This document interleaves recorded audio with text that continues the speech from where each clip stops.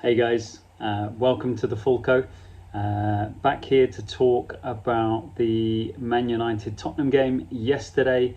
Obviously, we've all got a spring in our step and Monday morning at work, and football chat. If you have football chat at work or with your friends or whatever it might be, has been a pleasure this morning because normally a trip to Old Trafford doesn't necessarily have great memories for us, but we came away with a 3-0 victory, an excellent performance throughout, and despite the rest of the world not being interested in Tottenham and talking only about Man United's failings, we can talk a lot about Tottenham and what Tottenham did really well, and a few bits and pieces that we want to see some evolution on. Of course we do. That's how we get to where we want to go. So we continue doing the things we do really well, and then we improve on the bits that we can improve on. So it's great to be able to start off with an early positive from the game. So we scored so early, it allowed us to really get a stranglehold in the game and to have something to sit on. The superlatives for Mickey van de Ven don't do justice to a centre-half that can move in that way. So he's already shown it once this season. He got an assist for Sonny, and this one was even better. The run might not have been as long, but this was against basically the United team still in a mid-ish low block, whereas when he picked up the ball for the Sonny goal, he was charging in a counter-attack situation. So he steamed through that left-hand central channel of the Man United team, and then when he took that final touch and he pushed it ahead of himself, my initial reaction was, has he overrun it? Of course he hasn't. He has got that incredible pace once he gets going, and he was able to really swing his long levers at it and smash a ball with great quality, because he's not just caught underneath the ball and skied it out for a throw on the opposite side. He's caught it really nice and flat, and he sent it perfectly across the grass. Far too hard for anyone to get in. If anyone decided to try and slide, they're putting it in their own net. The keeper can't get out across the front of it because he's come to protect his near post, because Van de Ven's already beaten all the Man U players, and so he obviously has to protect his near post, and Dalot is asleep. Brilliant. We knew there would be spaces behind Dalot, but he's done us a solid there, and Bren is tapping into an empty net. 4th goal in 4 games. Obviously delighted for Brennan Johnson, who is silencing the doubters, and he's doing exactly what he needs to do. So don't need to talk too much about it, but we can talk about some other things that he did in the game that were really, really excellent. And yeah, just looking at Mickey's goal, there are 2 parts of it. There are definitely the Man U defending it. That's not going to make it into any textbooks in terms of how to defend a player that's running straight down the middle of your team. But credit to Van de Ven, he's such an incredible athlete. The pace he moves at, he makes it really hard. Bruno Fernandes, who is going the other way because Man U were on the attack, and it was a heavy touch from Rashford. And when Van de Ven does that thing he does where he dips his shoulder, wins the ball, and drives them forward, Fernandes is going the wrong way. He has no chance of catching whatsoever. The player that could have caught him was probably Ugarte, who I was very interested in as a number 6, as a defensive midfielder from PSG, but he reacts slowly. And with a player of the pace of Van de Ven, he had no chance once Van de Ven was going. Once Ugarte finally decided to come across, it was too late, and there was a massive hole. De Ligt didn't know whether to come across, to step forward, to step backwards, to hold the line. He was in no man's land, and he definitely, when he decides to go again, Van de Ven's gone past him, and he's got no chance whatsoever, which attracts Onana to the near post, which leaves that second post completely empty. So absolutely brilliant. Every part of that was fantastic. Now, we can't expect him to do that in every single game, but it's a threat, and people will now start looking at our centre halves in terms of our attacking play. They're going to be looking at Kuti from the point of view of his ball playing, but they're also going to be looking at Van de Ven, just making sure he doesn't get the other side with the ball, because if he is charging up the pitch, he's not going to go coast to coast every time and lay the ball on for a finish. But what he can do is he can break lines with it. He can break the initial press. He can even make it past the midfield line and lay the ball off if we're well set. So that's another thing for oppositions to think about, and that is just, you know, that individual has that skill set and we should use it, and that's what successful teams do. So absolutely fantastic, delighted with that. And you know, when you watch it back and you watch it from the goal side angle, it really does look like Fernandes is treading on quicksand trying to get there. So that's quite funny. Next up, Brennan Johnson again has another opportunity. Lovely strike, nice clean strike off the laces, and just rattles against the front of the post. Doesn't come off the inside of the post or inside of the post and into the goal, unfortunately. So it's, you know, a couple of centimeters off. But another lovely strike. Him doing exactly what he needs to do, which is picking out that second post, and he's finishing really well at the minute. He was getting closer and closer and closer, and then the goals have come, and then that one again is really close. So really good to see.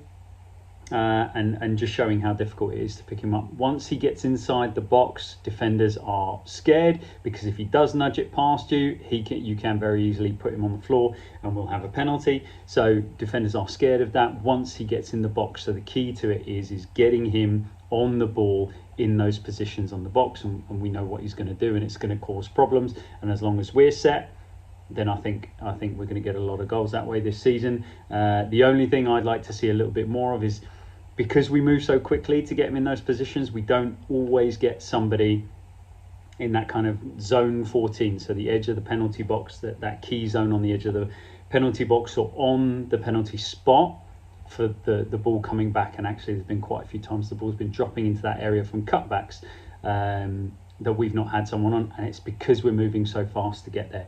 So there's a little bit of work that we could do as a team in terms of how we build up play when we're in possession, but when, you know, it's transition style, you go as fast as you can because you're trying to catch a team out. So yeah, there's things we can definitely do to get players into that area. But brilliant, absolutely delighted for Johnson. I think the next kind of major talking point is the, what I'd say is maybe a purple card, but the sending off, and say what you want about it, I think it's a bit harsh. A red card, if that went against us, I'd be saying, you know, it's because we're at Man U and that decision's gone against us. They always go against us. If it was Kuti or it was Bissouma, we'd be saying that's their reputation preceding them. And yeah, I'm not mad about it, considering how many decisions we don't get when we go to the bigger teams. So what I would say about that is the positive of it. And the reason it happens is because, again, Maddison gets the touch and he takes his man on. He's positive coming out. With the break of the ball, he realises he can get the other side of Fernandes. Fernandes loses his footing. That's clear. He doesn't slide into a challenge or anything. He loses his footing and he realises Maddison is on the other side and we're out. And that is why he makes that decision. All he's trying to do is just clip him and bring him down. He's, you know, accepting that he's going to take a yellow card for it. But because of the position he's in, I feel his leg goes high, studs kind of showing. Referee's given it. Like I said, I'm not mad at it. But yeah, for me, probably a bit harsh, you know, in between a yellow and a red. But we got the rub of the green that our play deserved, and that is because Maddison, again, brilliant, lovely touch, gets on the outside of Fernandes and puts him on the floor, and we get the rub of the green. And that's what you get when you're playing well. You tend to get those things going for you. So great bit of play from Maddison, who was excellent again throughout the game until he was subbed off. And again, there's the next kind of situation that actually came fairly soon afterwards was another lovely bit of high pressing, and obviously we know that's a major factor in our game, and it's really starting to click at the moment, is managing to get the ball into Solanke. So again, we've seen this now a few times. He's definitely getting fitter, getting sharper, but he's taking too many touches in the box at times.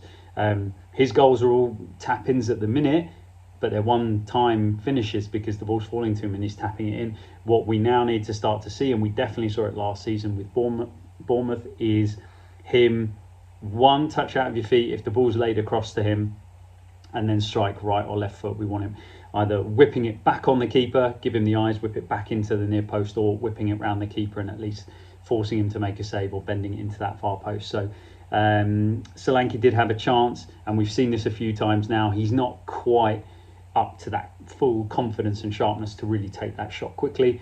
So we want to see that, right? So we're seeing him getting in the positions and so much else good about his game. We want to see that. We want to see him taking those snapshots and really testing the keeper and you know, putting some shots on target as opposed to getting them nicked away or blocked by defenders. So you know, you see a pattern there, and the improvement is now on him getting that sharpness and really getting those shots away. Solanke,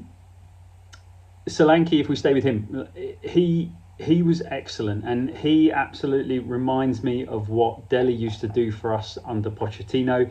He sets the press. He's the trigger that people hear, you know, pundits and commentators talking about. He's the one that's setting it for us, and he's so selfless, and he's doing so much running. He's just willing to put his head down and get across, tracking centre halves, dropping into cover midfielders that are coming in to pick up the ball. He's doing so much selfless work that it's allowing other players to then really push up and push on. We're still in a position where very often against Man United in the early stages, even at 1-0 up, but with 11v11, there was the odd occasion that they could get out behind the press, and that's because they will have a spare man. We're not necessarily going to commit everybody to it, but there are going to be times when we can maybe commit one more player into the press of our midfield three, which is really going to cause teams issues. I think teams that are going to be a little bit more reticent to play their way out, or who are not quite as good at it. And interestingly, we've got Brighton coming up, and I saw them trying to play out against Chelsea, and it didn't look good at the minute. There might be an opportunity to be even braver. The inverted fullbacks, one tucking in, maybe sending an extra midfield out of the midfield three up high if we are set in that position. And I feel we could get really good success. So Solanke triggers that by his incessant running. Dele used to do it, but it used to be quite balletic and something that the team was clearly working on, and they would react off each other, whereas Solanke is just go, and it allows other players to come up because nobody has a rest. You know, defenders haven't got time to take a touch, have a look up and see what options are available to them. They're really having their time on the ball cut down. It's amazing. It's fantastic. I desperately want Richie back in the side for the reason of giving Solanke rest. And Richie can absolutely do that because he showed he was actually quite good at doing that, especially in that period where he scored quite a few goals. Last season, his pressing work was excellent as well, and he won possession back for us quite a few times. So I'm excited to see him coming back so that we can share out the minutes. And that's going to be vital for us if we can keep Solanke fit. But yeah, he was fantastic again. There were huge kind of spaces that were being provided for Johnson, particularly on the right hand side. Now, again, we knew that Dallow's gonna go. He's gonna try and join in. He's a very good attacking fullback, but he leaves huge gaps. So there's loads and loads of space. And again, by the time of the Decky goal, we were in a situation where they make a mess of it on the halfway line. There is absolutely no way you should be going to ground there and trying to clear that ball in that way with that amount of players pressing you. You should stay on your feet. And if you're going to clear everything, take the player with you. But if not, stay on your feet so you've got a chance of getting back in. But once that ball pops over, Johnson's into a huge channel of space. I can't remember if it's still it gets across, but obviously there's a touch off Brennan's ball, which pops up, and that finish from Decky is much harder than it looks. The level of athleticism required to get up there and get it, you can see it's not one of those that he could have got with a diving header. If he tried to go with his head, he's not getting to that ball. He has to go with his feet. But the athleticism to get up, to stretch and to get into that position, and then to get the touch, the deftness of the touch that is going to take it past the keeper. So it's a little touch that is enough to take it past Onana's right hand, but not to just pop it over the bar, because he is quite close to goal when he does it, on kind of inside 6 yard line, I think. It should not be underestimated. I think people think it's easy because he's kind of in front of goal with just the keeper. That is not easy. Putting all of those things together, not to mention, busting a gut and getting there and being in that position, having taken your false nine duties and getting in the box and getting a goal. Phenomenal stuff. Really, really good. Decky has been incredible. And he's getting better and better. It's not just he's got a consistent level of performance, but he is improving. And that is the icing on the cake. Fantastic finish. Really, really nice. Lovely technique. Athleticism. Get up there. Get the touch on it. Deft touch off the laces. And just pops it past the keeper. Really, really nice. Lovely goal. Well deserved. And Decky has been phenomenal for us. He's absolutely undroppable.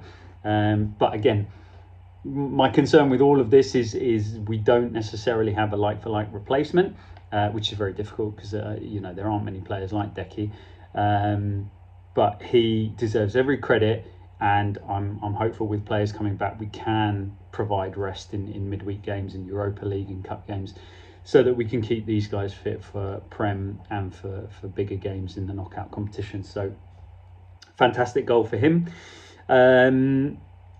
I think we should talk about Vicario, and all there is to say about Vicario is there's not much to say about Vicario. He had a good performance. The bits and pieces that he did have to do because Tottenham were so dominant, he did really, really well. He had a couple of saves to make. He had a couple of balls across that he got down and he fielded and held on to, and so there's no problem. And those kind of things take the pressure off. They don't invite any additional pressure, and that is exactly where you want it to be. You do not want them at 2-0, at 1-0, at 3-0. You do not want a goal back because, especially in the second half, the crowd were lively. They were getting behind the team, trying to drag them back into the game, and you don't want to give them even a glimmer. And if you're able to do that, that's how you see out big games like that against a team away from home. So Vic, excellent. Distribution as well. Right foot, left foot. He showed that he's got that technicality. I've talked about it before. He can do it off both sides. I just want to see that footwork in the under the high ball and in those moments where he's really being pressed.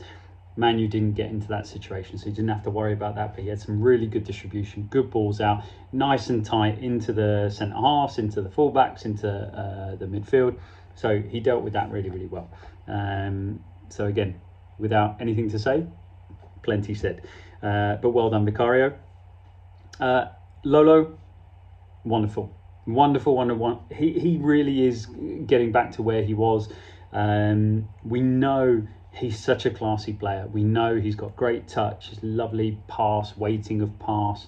Can take the ball in tight areas, but he is now putting it together where he's added the defensive and the physical element and the running and that sixth element of his game to the rest of it, and it really is now adding up and starting to be really good. So I think we're using him to the max. Biss sat for the entire game, didn't need him, and I think we're going to use him to the absolute max because we know that we've got a lengthy ban coming up, so we're probably going to use him as much as we possibly can before them rotating Bissouma in for that period of game. I can only hope that there's some kind of mitigation that allows them to lower the bottom end of it. We know it's a minimum of 6 is what they've said, but I'm just hoping that somehow along the line they can point at Enzo not receiving any action, because apparently it's not in the jurisdiction. I don't know how things fall under the league's jurisdiction or not. I'd love to see them take that into account and say, well, it can't be 1 for 1 and 1 for someone else, and maybe even get that reduced further. But he's been brilliant, and long may it continue. So let's see how many games we can get from him before the ban comes in. And obviously he's still banned at international level, so we don't need to worry about him in the internationals getting injured. So more positives on that score. The other bits and pieces to talk about is a little bit more positivity about Brennan late in the game. So he's obviously having to play a lot of minutes now because we're short in the wide areas. But the defensive side of his game also deserves a lot of credit. He gets back into positions, and there was a couple of moments late on where he doubled up with Porro, and there was one particular one stopping across, coming in with a slide tackle where the ball was kind of bobbling in and out of our possession, and really, really important. You know, got in a great sliding tackle on the man U left on our right hand side. And that level, you know, a player that spends that much time going both ways and doing all that running and showing that commitment, he is committed to getting us over the line in these games, and that is big player mentality. He is absolutely on fire at the minute, and long may it continue. And hopefully he's got lots of currency in the bank for the naysayers who, you know, there's going to be ebbs and flows to when he's scoring goals and how he's doing and his crossing and all that kind of stuff as he puts it together. Hopefully he's building plenty of currency that will keep people quiet and just get them behind him, because he has been superb. Pedro Porro deserves a mention. Not a great deal from him in an attacking sense, which is interesting for this game. But what he did do is he did quite well against Rashford, but he did really well against Garnacho. Okay, and Garnacho did look like a threat. He always looks like a threat, and I thought Porro actually, from a defensive perspective, did very well, and he deserves the credit for doing that. So Porro's got the pace, he's got the athleticism. If he puts that stuff together with a bit of defensive solidity and awareness, actually he could be a good defender. He's clearly a very good technical footballer and an attacking player. So those are the bits, those are the improvements, the things that you keep on working on and you get better, and that's what takes you to where you need to be if you're going to win things. So Porro should be congratulated for an excellent performance. Udogie did well until he came off, hopefully nothing too serious, and then Jed Spence deserves a lot of credit. He also looked very athletic, he looked very fit. Didn't quite get it going with Mikey Moore when he came on, but you can tell with game time, with those guys playing, maybe in the Carabao, depending on how far we go in that, with obviously Man City coming up next. But yeah, with game time, with playing with the other players around him, that will come. So yeah, delighted that he came on and got some more minutes. And then obviously we come to Timo, and Timo did basically exactly what I expected him to do, which is he was selected ahead of Mikey Moore for what he offers, which is he was going to turn them around on that left-hand side, he was going to push them back, and he was going to get in behind. And he did that, and he got in twice, and he started the game really well. One of his first actions was coming in, picking up the ball, spinning inside and turning, and all of a sudden Man U are facing the wrong way. And he did it really well, and he got off to a good start. All that's missing is that finish. Yeah, that 1v1 finish. Now, we've seen it. He has no confidence whatsoever when he finds himself in a 1v1 situation. If it's a ball flashed across and he doesn't have to think about it, he's got that. He can do that. But from, you know, when he's bearing down on goal, he's got the weight of the world on his shoulders. He's got the criticism of everyone ringing in his ears all the way from back at his Chelsea time. He's got the weight of his salary. He's got the weight of, you know, him being an experienced player, and he just shows that he's got no confidence whatsoever when he finds himself in that 1v1 situation. Onana, for the first one, comes out, makes himself big, but there's so much space. There is so much space. You could tuck that down the inside and you've got plenty of margin. Even on your right foot, you could tuck that down by his feet. You could put it through his legs. You could go around him. You could chip him. There's 1,000 things you could do if you are a player with confidence. He doesn't have any of those things. So it's one of those things. It's unfortunate, but you know, I'm hopeful that something will come for him. He obviously had one in the second half. Same thing. Doesn't look confident. Doesn't look like he's striking the ball with any confidence, and therefore, you know, you don't get the rewards from it. And then a few times, you know, it's not quite working down that left-hand side. There's a few balls pulled back or not played to the attacking player. Lots of people are going to get on his back. Lots of people upset. Why did we bring him in on loan? He still provided plenty in that game. He still did plenty and was an important member of what we were doing, and was an important part of how we forced United back, how we forced them to play, and the spaces that then left for other people in that that kind of middle band, that middle third. So he should be congratulated for that, doing those bits. And another thing I talk about all the time is there isn't really any point in talking about alternate universes, which is what people love to do. Oh, if Sonny had been there, we'd have won 6-0. If Sonny had been there, Sonny might not have been there. He might not have had those 2 one-on-ones that Werner had, because the game might have been completely different. So there's no real point in making a comparison between 2 players in that way in specific game situations that happen, because there is no alternate universe where you can compare the 2 things. So what we want to see is getting behind Werner, supporting him so that he gets into the headspace where he's in for a one-on-one, because he's doing all the right things and he's getting in those positions and he's got the confidence, or he gets lucky and one goes in and then it starts to click for him. That's what we need to do, rather than tearing him down, or rather than talking about, you know, if Kylian Mbappe was on the left-hand side, he would have scored that one. It doesn't help us in what we're trying to achieve. So Timo did okay, had a good game, but at the top level, and if we're going to be successful, the difference is putting those one-on-ones away. We didn't need it today or yesterday. We didn't need that. We didn't need those goals, because we played really well and we walked away with a 3-0 victory. But there will be games where we do need that, and we need our players performing, and those decisions will be made by the club going forward. Timo's loan won't be turned into a signing, and for me, unless he turns those 1v1s into goals and he gets those assists as well. So that's what we need to do for me as a fan base, and those again are the improvements that I want to see from Werner, because if Werner does score those, then it's an even more comfortable day for us. So anyway, plenty to be positive, plenty to think about. We did really, really well. I'm delighted with how the press is going. I'm delighted with how we controlled the game and we controlled United. They just looked abject and unable to string 2 passes together. But a lot of that is credit to us and how we played. So long may it continue. We've got 2 more games this week, which is brilliant.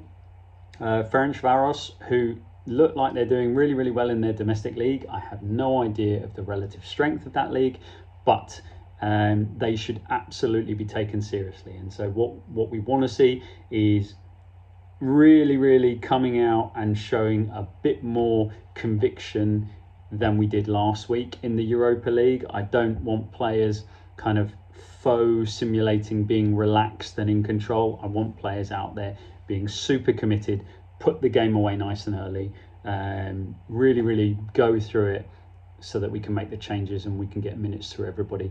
And then obviously Brighton coming up on the weekend. It's going to be a tough game. They're not playing particularly well, but it's still going to be a tough game. So be very interesting. 2 teams that want to play a very high line and want to play out from the back. So who's going to do it best? Who's going to press better? And who's going to work that system defensively better? So really, really interesting game coming up on the weekend. Anyway, really long video, but delighted to spend 30 minutes talking about a 3-0 victory to Tottenham Hotspur at Old Trafford against Man United.